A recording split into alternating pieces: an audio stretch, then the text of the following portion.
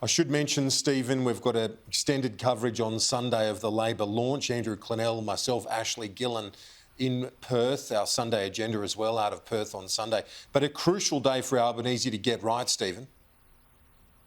Yeah, look, I think it's good timing that Albo's coming out into the campaign launch. This is usually a highlight of both parties' campaigns. They really are a rev up, they're a fill up. I think Albo had found his feet before he unfortunately got COVID. He was starting to punch back strongly after a disappointing first week. And I think coming out fresh into the campaign policy launch couldn't have been better scripted if I'd have thought of it myself. Michael Kroger, it's going to put him in the focus, but obviously at the moment, in terms of policy, it's all about cost of living, isn't it? With rate rises imminent either next week or next month.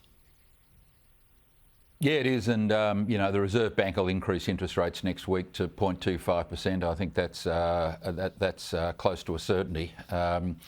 But look, has it been good for Albo to be out of the way for a week? Not wishing him any ill health. It's been good because he has made mistakes.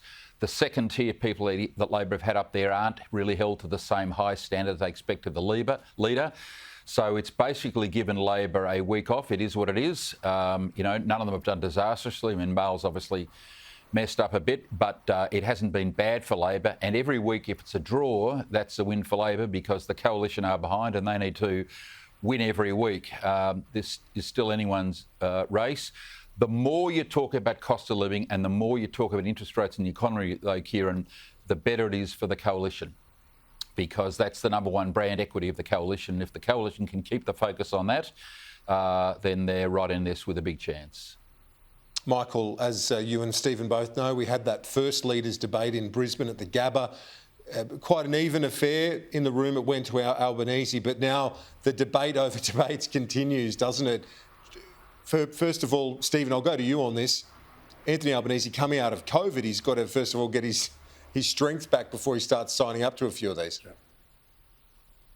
No, look, that's right. I mean, people need to remember, and I've unfortunately had COVID twice recently.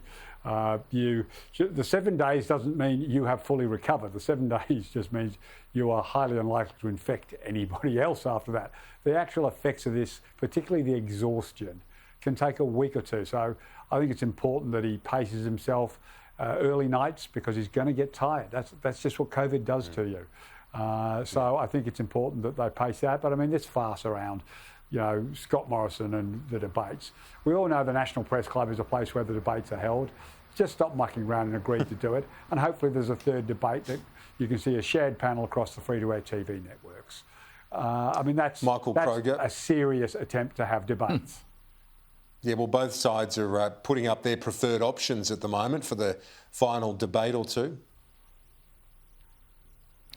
Well, I don't think anyone's had any objection to them being run by Sky and your good self, mate. So, if they're not continued on Sky, that would be a bad thing. I think they've been very successful on this network. But look, quite frankly, I don't think Scott Morrison really cares where they are as long as they're not held on the ABC. I don't think anyone will want them there because, it'd be like a sort of election time Q&A. But whether it's at the National Press Club or here, I don't think it matters that much, and I don't think the government really minds, to be honest.